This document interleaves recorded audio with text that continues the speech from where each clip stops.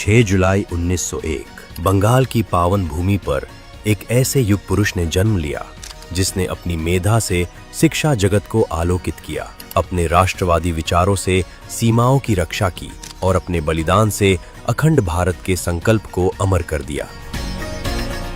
ये गाथा है उस महान विभूति की जिसने अपना सर्वस्व भारत की एकता और अखंडता की वेदी पर अर्पण कर दिया। कोलकाता में बांग्लार बाग सर आशुतोष मुखर्जी जी और श्रीमती जोगमाया देवी जी के आंगन में जब इस दैवीय प्रतिभा ने जन्म लिया, तब शायद किसी को ये नहीं पता था कि ये बच्चा आगे चलकर युगों युगांतर तक अपने विचारों के प्रवाह से पीढ़ियों को प्रेरित करता रहेगा।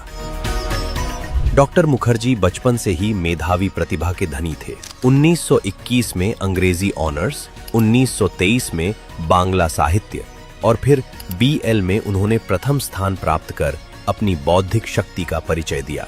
मात्र 23 वर्ष की आयु में कलकत्ता विश्वविद्यालय के सिंडिकेट सदस्य और 33 वर्ष की आयु में इसके सबसे युवा कुलपति बनकर उन्होंने अपने मेधा का परिचय दे दिया था। 1938 तक के अपने कार्यकाल में उन्होंने भारतीय शिक्षा का कायाकल्प कर दिया। कृषि, महिला शिक्षा, शिक्षक प्रशिक्षण और हिंदी कोर्स की शुरुआत उन्हीं की देन थी। 17 फरवरी 1937 का वह ऐतिहासिक दिन था जब उनकी प्रेरणा से विश्व कवि रवींद्रनाथ ठाकुर जी ने पहली बार बांग्ला भाषा में दीक्षांत भाषण दिया। 1937 के बाद बंगाल की राजनीति में जब मुस्लिम लीग और कांग्रेस की ढुलमुल नीतियों के कारण हिंदुओं पर अत्याचार बढ़े, तो डॉक्टर मुखर्जी का राष्ट्रवादी हृदय कराह उठा। 1939 में परम पूज्य वीर सावरकर जी से भेंट के बाद वे हिंदू महासभा में शामिल हुए और 1944 में इसके अखिल भारतीय अध्यक्ष बने। उन्होंने RSS को भारत की आशा की किरण बताया और हिंदू एकता का शंखनाद किया। 1941 में जब ढाका दंगों की आग में जल रहा था, तब वे अपनी जान की परवाह किए बिना वहां पहुंचे और शांति स्थापित की। इसी दौरान उन्होंने श्यामा हक कैबिनेट बनाकर मुस्लिम लीग के मंसूबों को नाकाम कर दिया। जब कांग्रेस के कुछ नेता विभाजन की विभीषिका के सामने असहाय थे, तब डॉक्टर मुखर्जी ने अदम्य साहस का परिचय दिया।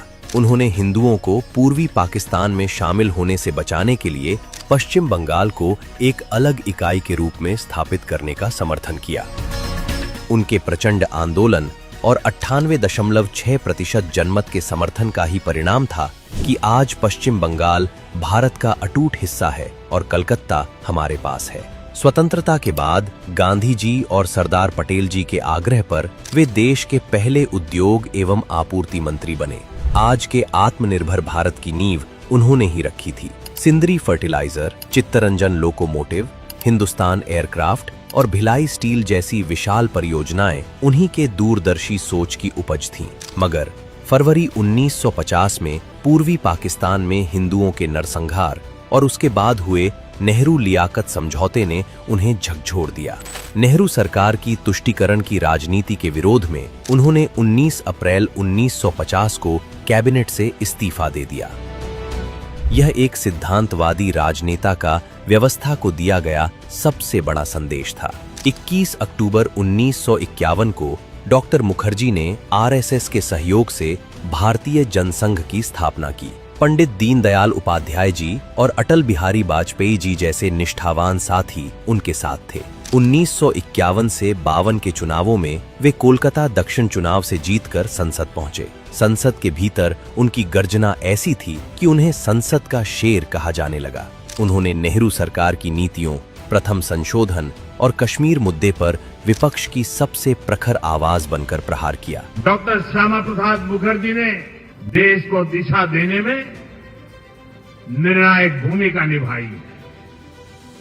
ये डॉक्टर मुखर्जी ही थे जिन्होंने भारत में 2 विधान, 2 निशान और 2 प्रधान के विधान को खारिज कर दिया था। आजादी के बाद भी जम्मू कश्मीर में ये व्यवस्था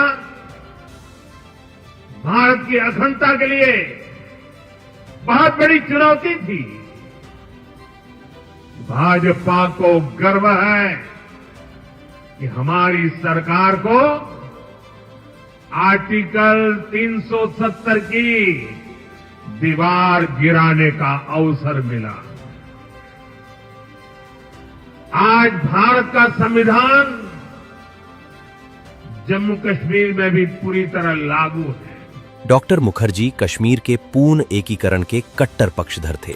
उन्होंने नेहरू सरकार की परमिट प्रणाली को चुनौती दी और 8 मई 1953 को बिना परमिट के कश्मीर की सीमा में प्रवेश किया। उन्हें गिरफ्तार कर श्रीनगर के एक जर्जर कॉटेज में नजरबंद कर दिया गया।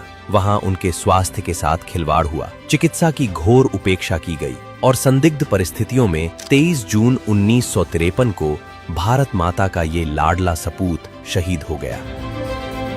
पूरे देश ने जांच की मांग की, लेकिन तत्कालीन नेहरू सरकार ने जांच कराने से इनकार कर दिया, जो आज भी इतिहास के पन्नों पर एक बड़ा प्रश्न चिन्ह है। डॉक्टर मुखर्जी का बलिदान व्यर्थ नहीं गया।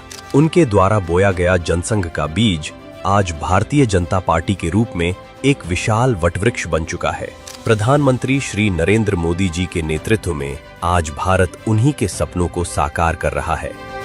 श्यामा प्रसाद मुखर्जी जी के एक विधान, एक प्रधान और एक निशान के बताए रास्ते पर चलते हुए मोदी सरकार ने कश्मीर से अनुच्छेद 370 का खात्मा किया।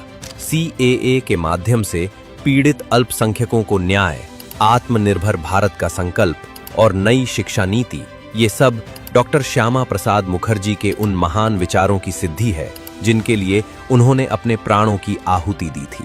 डॉक्टर श्यामा प्रसाद मुखर्जी केवल एक नाम नहीं, बल्कि आधुनिक भारत में राष्ट्रवाद, शिक्षा और संकल्प का एक जीवंत प्रतीक है। उनके जीवन का हर अध्याय और उनके विचारों का प्रवाह आने वाली पीढ़ियों के लिए प्रेरणा का एक महासागर है।